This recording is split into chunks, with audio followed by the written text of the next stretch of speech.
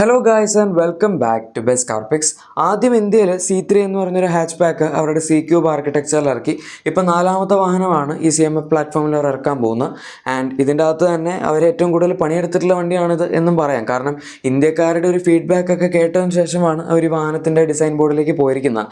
ആദ്യം C3 എയർക്രോസിൻ്റെ അകത്ത് ഉണ്ടായിരുന്ന ഫീച്ചേഴ്സൊക്കെ തന്നെ ഇതിൻ്റെ അകത്ത് ഉണ്ടായിരുന്നുള്ളൂ. പക്ഷേ അതിനുശേഷം കുറച്ചും കൂടി ഡിലേ ആക്കിയിട്ടാണ് അവരിപ്പോൾ ഇത്രയും ഫീച്ചേഴ്സൊക്കെ കൊടുത്ത് ഈ വാഹനം ഇറക്കിയത്. എന്തായാലും ഇത് സെട്രോയിൻ്റെ ഒരു ലാസ്റ്റ് ആൻഡ് ഫൈനൽ ട്രൈ ആണ് എന്ന് പറയേണ്ടി വരും. കാരണം ഇതും കൂടെ സക്സസ് ആയില്ലെങ്കിൽ പിന്നെ പണിയാവും. കാരണം ഇത്രയൊക്കെ എഫേർട്ട് എടുത്തിട്ട് അവർ ഈ വാഹനം ഇറക്കിയതിന് ശേഷം പ്രത്യേകിച്ച് നടന്നില്ലെങ്കിൽ ശരിയാവില്ലല്ലോ. എന്തായാലും നമുക്ക് ആദ്യം ഈ വാഹനത്തിൻ്റെ ബേസ് മോഡൽ 1.2 NAയുടെ 7.99 lakhs എന്ന് പറഞ്ഞ സ്റ്റാർട്ടിംഗ് പ്രൈസ് മാത്രമേ അവൈലബിൾ ആയിട്ടുണ്ടായിരുന്നുള്ളൂ. ഇപ്പോൾ അങ്ങനെയല്ല, നമുക്കിതിൻ്റെ എല്ലാ വേരിയൻസിൻ്റെയും പ്രൈസിങ്ങും അറിയാൻ സാധിച്ചിട്ടുണ്ട്. ആൻഡ് ഇതിപ്പോൾ പറഞ്ഞു വരുമ്പം കുറച്ചൊക്കെ ഫീച്ചേഴ്സ് ഇമ്പ്രൂവ്മെൻ്റ് ഉണ്ട്. ഇപ്പോൾ ഫോർ എക്സാമ്പിൾ എക്സ്റ്റീരിയറിലാണെങ്കിൽ നമുക്ക് LED ഹെഡ്ലൈറ്റ്സ് വന്നിട്ടുണ്ട്, അത് നേരത്തെ ഇല്ലായിരുന്നു. അതുപോലെ തന്നെ ഡിസൈൻ നോക്കുകയാണെങ്കിൽ ഇതൊരു പുതിയ കൂപ്പേ ലൈക്ക് SUV ഫോമാറ്റിലാണ് വരുന്നത്. കൂപ്പേ SUV എന്നാണ് പറയുന്നത്. നമുക്ക് ഇന്ത്യയിൽ കർവാണ് ഇപ്പോൾ ആകെപ്പാട് ഇതിൻ്റെ ഒരു കോമ്പറ്റേറ്ററായിട്ട് വരുന്നത്. പക്ഷേ കർവിന് മുന്നേ ലോഞ്ച് ആയത് ഈ വാഹനമാണ്. അതുകൊണ്ട് നമുക്കിത് രണ്ടും ഒരു പ്രോപ്പർ റൈവലായിട്ട് വേണമെങ്കിൽ പറയാം. പക്ഷേ കർവ് കൂടുതലും നമുക്കൊരു ക്രെറ്റയുടെയൊക്കെ റൈവലായിട്ട് പറയാൻ പറ്റും. ഈ വണ്ടി അത്രയും വോളിയൂമിൽ വിൽക്കുമോ എന്നുള്ളത് എന്തായാലും കണ്ടറിയേണ്ടി വരും. എന്തായാലും കർവ് വിൽക്കുന്ന പോലെ 6,000 10,000 റേഞ്ചിലൊന്നും ഈ വണ്ടി വിൽക്കാൻ പോകുന്നില്ല. ഇതൊരു 1,000 റേഞ്ചിലെങ്കിലും അവർക്ക് വിൽക്കാൻ പറ്റുകയാണെങ്കിൽ നല്ലതാണെന്ന് പറയാം.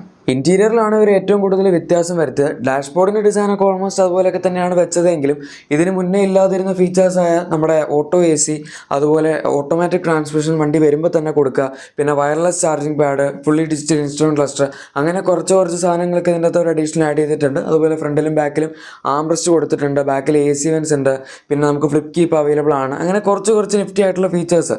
ഇതൊക്കെ C3 എയർക്രോസിൽ അത്രയും പ്രൈസ് കൊടുത്തിട്ട് പോലും ആൾക്കാർ മിസ് ചെയ്തിരുന്ന ഫീച്ചേഴ്സാണ്. ആക്ച്വലി പ്രശ്നം എന്താണെന്ന് വെച്ചാൽ ആൾക്കാർ ഇത്തരത്തിലുള്ള ഫീച്ചേഴ്സിന് വേണ്ടി അഡീഷണൽ കുറച്ച് എമൗണ്ട് കൊടുക്കാൻ അങ്ങനെ മടി കാണിക്കില്ല. പക്ഷേ അവർ ഇത്ര എമൗണ്ട് കൊടുത്തിട്ടും ഈ ഫീച്ചേഴ്സ് ഒന്നും കിട്ടുന്നില്ല എന്ന് പറയുമ്പോഴാണ് ആൾക്കാർക്ക് പ്രശ്നമാവുന്നത്. അതൊക്കെ അഡ്രസ്സ് ചെയ്തിട്ടാണ് അവർ ഇപ്പോൾ ഈ ഒരു വാഹനം ഇറക്കിയിരിക്കുന്നത്.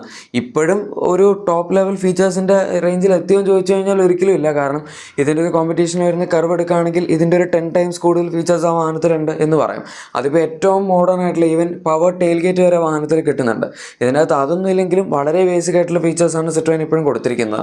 ഇനി നമുക്ക് എന്തായാലും അധികം ലേറ്റ് ആക്കാതെ ഇതിൻ്റെ പ്രൈസിങ്ങിലോട്ട് കിടക്കാം. അതിനു മുമ്പ് ജസ്റ്റ് എൻ്റെ വേരിയൻസ് ഒക്കെ എന്നൊന്ന് പറയാം.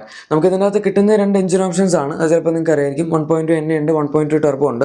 ഈ 1.2 NA അവർ ജസ്റ്റ് പ്രൈസ് കുറയ്ക്കാൻ വേണ്ടി മാത്രം വെച്ചിരിക്കുന്ന ഒരു വേരിയൻ്റ് ആണ്. അതുകൊണ്ട് അതിൻ്റെ അകത്ത് ആകെ ബേസിക് 2 വേരിയൻസ് മാത്രമേ വരുന്നുള്ളൂ, യുവും പ്ലസും.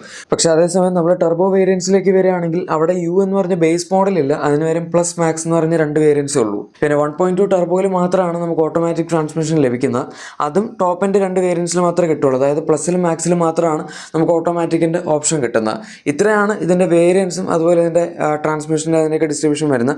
ഇനിയിപ്പോൾ നിങ്ങൾക്ക് ഇവിടെ പ്രൈസിങ് കാണാം. നമുക്ക് ഓൾറെഡി അറിയാവുന്ന പ്രൈസിങ് ആണ്. യു നാച്ചുറലി ആസ്പിറേറ്റഡ് മോഡലിൻ്റെ സ്റ്റാർട്ടിംഗ് പ്രൈസ് 7.99 lakhs.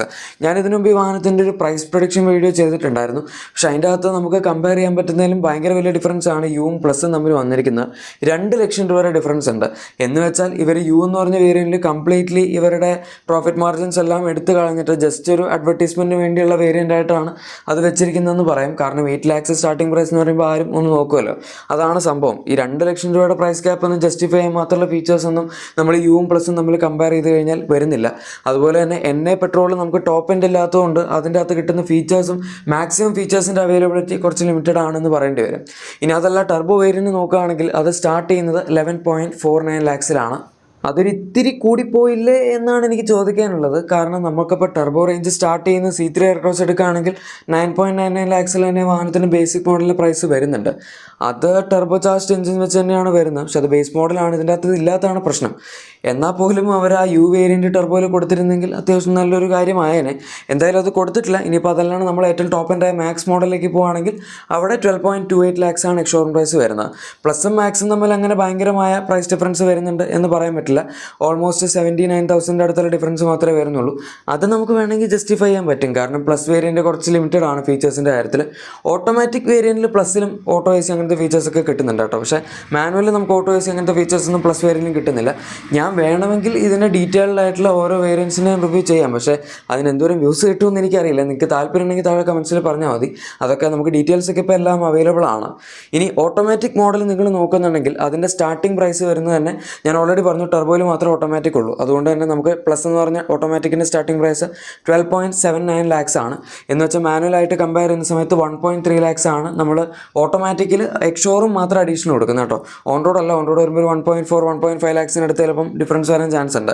ഇനി ഏറ്റവും ടോപ്പ് എൻഡ് മോഡലിൻ്റെ എക്സ്ഷോറും പ്രൈസ് വന്നിരിക്കുന്നത് 13.62 lakhs ആണ്. പക്ഷേ ശരിക്കും നമ്മൾ മാനുവൽ മോഡൽസ് തമ്മിൽ കമ്പയർ ചെയ്യുമ്പം പ്ലസും മാക്സും തമ്മിലുള്ള പ്രൈസ് ഡിഫറൻസ് അല്ല ഓട്ടോമാറ്റിക്കിലുള്ളത്, ഒരു പൊടിയും കൂടെ കൂടുതലുണ്ട്. അതങ്ങനെ വരേണ്ട കാര്യം ശരിക്കും പറഞ്ഞില്ല. ഇവിടെ ഇപ്പോൾ നമുക്ക് 83 രൂപയുടെ പ്രൈസ് ഡിഫറൻസ് കാണാം. ആക്ച്വലി ടർബോ മോഡലിൻ്റെ ഓട്ടോമാറ്റിക് എടുക്കുകയാണെങ്കിൽ നമുക്ക് അതിൻ്റെ അകത്ത് ഫീച്ചേഴ്സ് കമ്പാരിറ്റീവ്ലി ഇത്തിരി കൂടുതലാണ് പ്ലസ് മോഡലിൽ മാനുവൽ കിട്ടുന്നതിനേക്കാൾ. അപ്പോൾ പിന്നെ പ്രൈസ് ഡിഫറൻസ് കുറേയായിരുന്നു വേണ്ടത് ഓട്ടോമാറ്റിക്കിൻ്റെ മോഡൽസ് തമ്മിൽ കമ്പയർ ചെയ്യുമ്പോൾ. പക്ഷേ എന്തായാലും ഇവിടെ പ്രൈസ് ഡിഫറൻസ് ഇത്തിരി കൂടി. ഇനി ഞാൻ ജസ്റ്റ് നമ്മുടെ ഒരു പ്രൈസ് എക്സ്പ്ലെയിൻ ചെയ്യുന്ന സമയത്ത് പറഞ്ഞതേ ഉള്ളൂ, അല്ലാണ്ട് ഭയങ്കര വലിയ ഡിഫറൻസ് ഒന്നുമില്ല. 79,000 83,000 ആണുള്ളത്. ഇനിയിപ്പോൾ ഈ പ്രൈസിങ് എങ്ങനെയുണ്ട് എന്ന് ചോദിക്കുകയാണെങ്കിൽ എനിക്ക് പേഴ്സണലി തോന്നിയൊരു കാര്യം എന്താണെന്ന് വെച്ചാൽ ചില വേരിയൻസ് ഇപ്പോൾ നമ്മൾ ടോപ്പ് ആൻഡ് വേരിയൻസിലേക്ക് വരുമ്പം ഇതിൻ്റെ മാക്സിമം പ്രൈസ് 12.99 lakh rupeesലൊക്കെ അവർക്ക് നിർത്താൻ പറ്റിയിരുന്നെങ്കിൽ അത് വളരെ നല്ലൊരു കാര്യമാവുമായിരുന്നു. ഞാൻ ഓൾറെഡി പ്രൈസ് പ്രൊഡിക്ഷൻ വീഡിയോ ചെയ്ത സമയത്തൊക്കെ അതിൻ്റെ അകത്ത് ഇത്തിരി കൂടെ കുറവായിരുന്നു ഞാൻ പ്രൊഡിക്റ്റ് ചെയ്ത വേരിയൻസിൻ്റെ പ്രൈസ്. അതും C3 എയർക്രോസിൻ്റെ വേരിയൻസ് തമ്മിലുള്ള പ്രൈസ് ഡിഫറൻസും ഓട്ടോമാറ്റിക് തമ്മിലുള്ള ഡിഫറൻസും അതൊക്കെ കമ്പയർ ചെയ്തിട്ട് ചെയ്തതാണ്. പക്ഷേ എന്നിട്ട് പോലും അതിനേക്കാൾ കൂടുതൽ പല വേരിയൻസിലും റേറ്റ് അഡീഷണൽ ആയിട്ട് വരുന്നുണ്ട്. പ്രത്യേകിച്ച് നമ്മുടെ ആ ഒരു NA വേരിയൻസിൻ്റെ തന്നെ പ്രൈസ് ഡിഫറൻസ് എടുക്കുകയാണെങ്കിൽ 2 lakhs ഉണ്ടല്ലോ, അതും കുറച്ച് കൂടുതലാണ്. എന്തായാലും ഇനിയിപ്പോൾ വരാനുള്ളത് കർവാണ്. അത് സെപ്റ്റംബറിൽ ലോഞ്ച് ആവും, അതിൻ്റെ പെട്രോൾ ഡീസൽ വേരിയൻസ് ഒക്കെ. അപ്പോൾ നമുക്കറിയാം അതും ഇതും തമ്മിലുള്ള പ്രൈസ് കമ്പാരിസണിൽ എന്തോരം ഡിഫറൻസ് വരും എന്നുള്ളത്. കർവിൻ്റെ അകത്ത് നമുക്ക് സ്റ്റാർട്ടിംഗ് ബേസ് മോഡൽ മുതൽ തന്നെ ടർബോ പെട്രോളിൻ്റെ ഓപ്ഷൻ കിട്ടുന്നുണ്ട്. സംഭവം MPF എഞ്ചിനാണ് ബേസ് മോഡൽ വരുന്നത്. പക്ഷെ എന്നാൽ പോലും ഇതിൻ്റെ അകത്ത് കിട്ടുന്ന 1.2 NAനേക്കാൾ ഇത്തിരി കൂടെ ബെറ്റർ ആയിട്ടുള്ള പെർഫോമൻസ് എന്തായാലും അതിനുണ്ടാവും. കാരണം എന്തൊക്കെ പറഞ്ഞാലും ടർബോ ചാർജ് ആണല്ലോ, ഒരു 13-14 സെക്കൻഡ്സിനുള്ളിലെങ്കിലും എത്തുമായിരിക്കും 0 to 100. ഈ വണ്ടിയിൽ NA എഞ്ചിൻ വരുന്നത് നമുക്ക് C3യിൽ ഡീസൻ്റ് ആയിരുന്നു, ഒരു ഓൾമോസ്റ്റ് 14 സെക്കൻഡ്സിനടുത്താണ് 0 to 100 എത്തിക്കൊണ്ടിരുന്നു. പക്ഷേ ഇത് എന്ന് പറയുമ്പോൾ ബസാൾട്ട് കുറച്ചും കൂടെ വലിയ വണ്ടിയാണ്, ഇത്തിരി കൂടെ ലെങ്ത് കൂടുതലാണ്, വെയിറ്റ് കൂടുതലാണ്. അതുകൊണ്ട് C3യിൽ കിട്ടിക്കൊണ്ടിരുന്ന അത്രയും ഒരു നല്ല പെർഫോമൻസ് നമുക്ക് ഇതിൻ്റെ അകത്ത് നാച്ചുറലി ആസ്പിറേറ്റഡ് എഞ്ചിൻ വരുമ്പോൾ കിട്ടിക്കോളണം എന്നില്ല. പിന്നെ നമുക്കിപ്പോൾ ഈ വണ്ടി മാത്രമല്ല ഈ പ്രൈസ് പോയിൻ്റ് ഓപ്ഷൻ ആയിട്ടുള്ളത്. നിങ്ങൾക്കിപ്പോൾ ഇത്രയും കൂടെ പ്രൈസ് കുറഞ്ഞ് ഒരു SUV പോലെ ഇരിക്കുന്ന വണ്ടി വേണമെന്നുണ്ടെങ്കിൽ C3 എയർക്രോസും കൺസിഡർ ചെയ്യും. കാരണം അതിൻ്റെ പ്രൈസ് അത് ഇവർ അനൗൺസ് ചെയ്തിട്ടില്ല ഇതുവരെ. പക്ഷെ എന്നാൽ പോലും നമ്മൾ നേരത്തെ ഉണ്ടായിരുന്ന 9.99 lakhs വെച്ച് കമ്പയർ ചെയ്യുമ്പോൾ ഒരുപാട് പ്രൈസ് ഡിഫറൻസ് വരേണ്ട കാര്യമില്ല. കാരണം എന്തൊക്കെയായാലും നമുക്കിപ്പോൾ ബസാൾട്ടിലുള്ള ഫീച്ചേഴ്സ് എല്ലാം C3 എയർക്രോസിലും അവൈലബിൾ ആണ്. അവർ പുതിയതായിട്ട് കൊണ്ടുവന്ന ഫീച്ചേഴ്സ് എല്ലാം ഉള്ള 2 വണ്ടികളിലും കൂടി ഇംപ്ലിമെൻറ്റ് ചെയ്തിട്ടുണ്ടായിരുന്നു. അതായത് C3 ഹാച്ച് പാക്കിലും ചെയ്തു, C3 എയർക്രോസിലും ചെയ്തു. അത് അവിടെ പറഞ്ഞപ്പോഴാണ് C3 എടുക്കുകയാണെങ്കിൽ ഇനി പണ്ടത്തെ പോലെ അത്രയും ബേസിക് ആയിട്ടുള്ള വണ്ടിയല്ല, നമുക്ക് LED ഹെഡ് ലാംപ്സും ഇതിനകത്തുള്ള മിക്ക ഫീച്ചേഴ്സും അതിൻ്റെ അകത്തും അവൈലബിൾ ആണ്. സോ അതിപ്പോൾ ഒരു നല്ല ബൈ ആയിട്ട് നിൽക്കുന്നുണ്ട് മറ്റുള്ള 2 വണ്ടികളും നമ്മൾ കമ്പയർ ചെയ്യുമ്പോൾ. കാരണം ഇതിൻ്റെയൊക്കെ പ്രൈസ് എനിക്കൊരു ഇത്തിരി ഓവറായിട്ട് തോന്നി ടോപ്പ് ആൻഡ് വേരിയൻസ് ഒക്കെ കമ്പയർ ചെയ്യുമ്പോൾ. എന്തായാലും നമുക്ക് നോക്കാം. നിങ്ങൾക്ക് ഈ വാഹനത്തെ പറ്റിയുള്ള അഭിപ്രായം, ഇതിൻ്റെ പ്രൈസിങ്ങിനെ പറ്റിയുള്ള അഭിപ്രായം താഴെ കമൻസിൽ പറയാം. വീഡിയോ ഇഷ്ടപ്പെട്ടെങ്കിൽ ലൈക്കും സബ്സ്ക്രൈബും ഷെയറും ഒക്കെ ചെയ്തേക്കാം. നമുക്ക് മറ്റൊരു വീഡിയോയിൽ കാണാം. Thank you for watching my video and good bye.